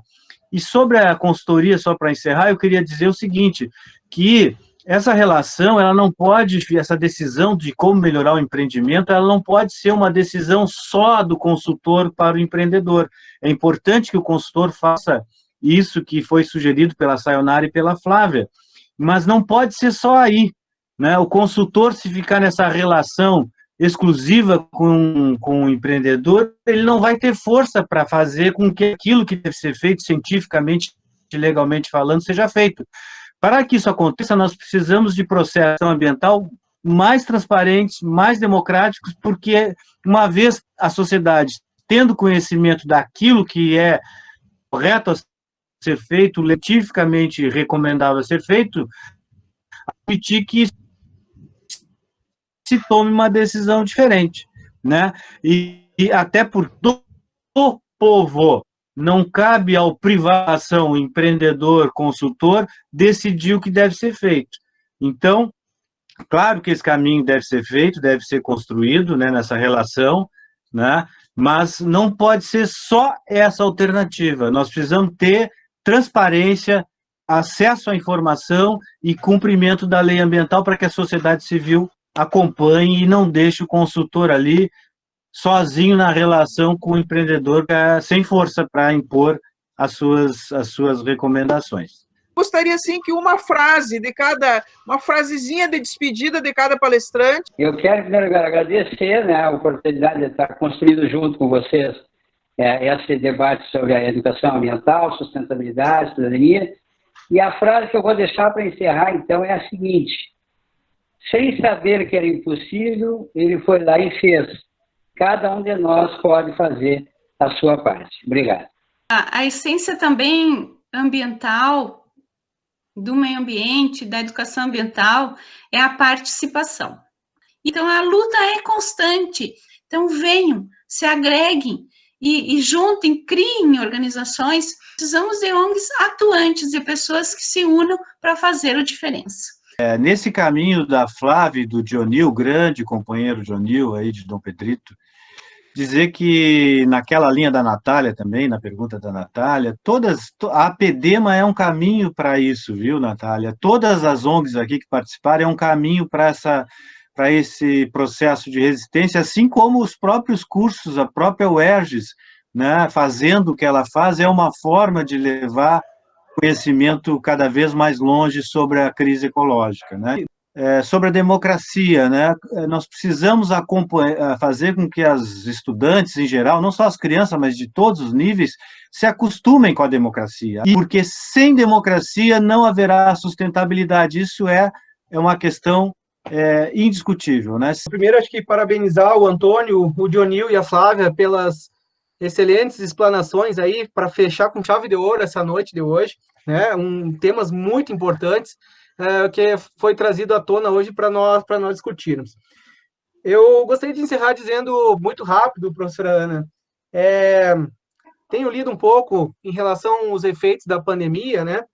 E se é uma das coisas que as pandemias proporcionam, assim, são mudanças que estavam até certo tempo em curso lento, elas proporcionam um certo aceleramento dessas mudanças. E com isso eu gostaria de dizer que esse aceleramento de algumas mudanças que estão por vir, sejam boas ou ruins, que se a gente consiga continuar semeando as mudanças ambientais, né? Mais uma vez, parabenizar os palestrantes, parabenizar a professora Ana, a professora Roberta, a professora Sayonara, pela realização do evento, e aos demais colegas aí que estão à frente da organização. Um evento inédito na unidade de Erechim, né? Que traz aí uma possibilidade imensa de trazer, por exemplo, o Dionil, que está lá na fronteira, né, em Dom Pedrito, nos reunir com nós aqui. Talvez em situações normais, talvez tivéssemos dificuldades, porque talvez o Dionil, ou a Flávia, ou o Antônio estivessem com outros compromissos, né, mas nos possibilita, a pandemia nos possibilitou também esses encontros virtuais. Então é isso, gente, eu agradeço a todos, parabenizo, e a UERGS está à disposição, então, para parcerias, para realizar novos debates em relação ao ambiente, né? E a gente fica sempre também de portas abertas aí para esses encontros. Um grande abraço a todos. Semana do Meio Ambiente UERGS Erechim 2020. Programação: Sarau do Meio Ambiente, poeta Pedro Marodim, cartunista Eugênio Neves, ecojornalista Eliege Maria Fante, Palestra Conservação dos Recursos Hídricos, Relações e Desafios. Angélica Linton, Universidade Federal de Santa Maria. João Paulo Pérez Bezerra, Universidade Federal da Fronteira Sul. Juliana Ferreira da Silva, Universidade Federal de Santa Maria. Palestra Educação Ambiental, Cidadania e Sustentabilidade. Antônio Soler, CEA, Pelotas, Rio Grande. Dionil Machado Pereira, UPAM, Dom Pedrito. Flávia Biondo da Silva, GESP, Passo Fundo. A UERGS, unidade em Erechim, de acordo com as tratativas de proteção social em tempos de Covid-19, promoveu essa atividade de extensão na modalidade EAD com atividades síncronas. 3 encontros via Google Meet, que se tornarão atividades assíncronas no YouTube. A semana objetivou incentivar a formação complementar discente para estudantes de instituições de ensino superior da UERGS e de outros, seguindo objetivos do desenvolvimento sustentável da ONU. Dia 5 de junho, Dia do Meio Ambiente. O meio ambiente é no meio da gente.